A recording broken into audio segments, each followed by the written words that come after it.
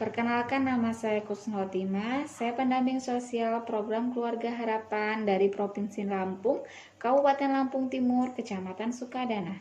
Pada video kali ini saya akan menampilkan simulasi dari modul 3 Perlindungan Anak sesi 11, langkah 6, cara mencegah kekerasan di keluarga dan masyarakat. Selamat menyaksikan.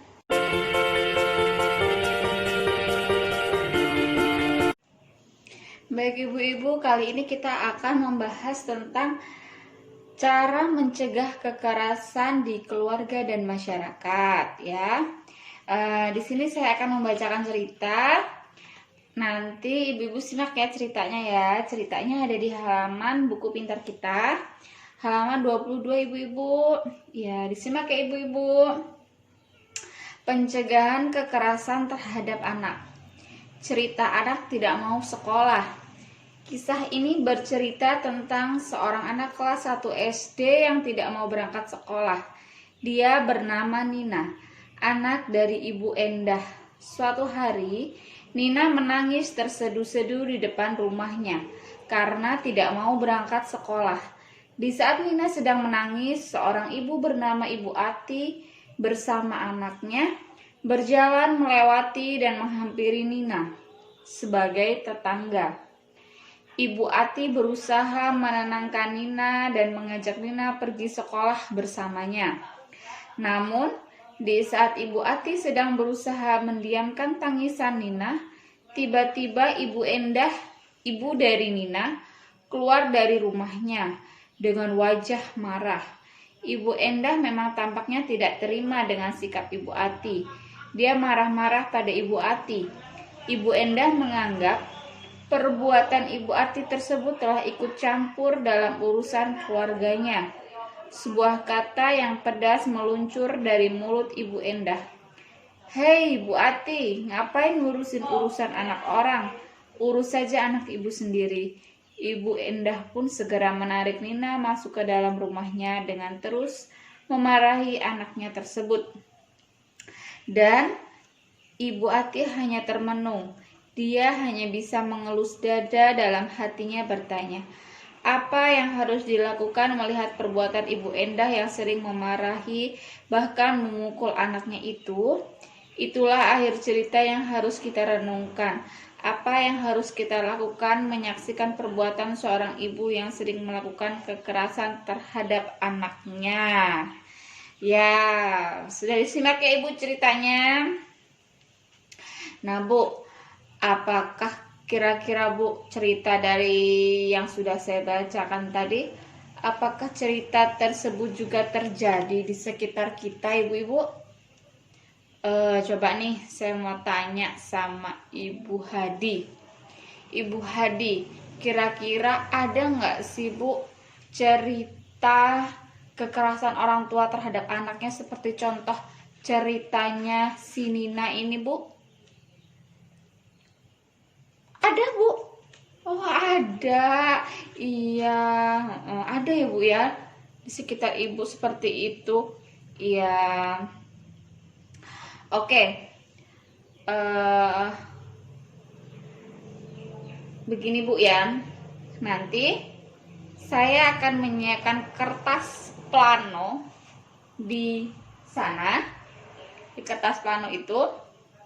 Nah, kemudian saya mau minta Ibu Santi sebagai ketua kelompok untuk menuliskan setiap jawaban yang ibu-ibu berikan.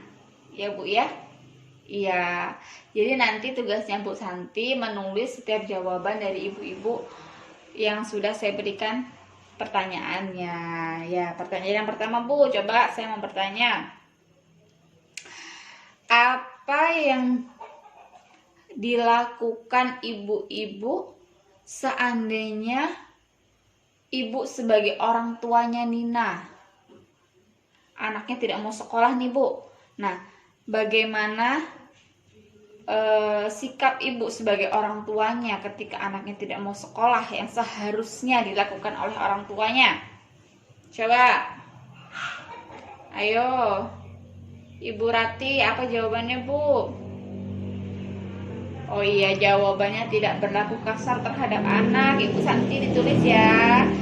Berlaku tidak kasar kepada anak. Kemudian Ibu Rita, apa Ibu Rita ya jawabannya Ibu Rita? Iya, memberi motivasi terhadap anaknya Ibu. Iya. Iya baik ya Bu ya. Jadi ketika anak kita tidak mau sekolah, kita jangan melakukan kekerasan terhadap anak kita.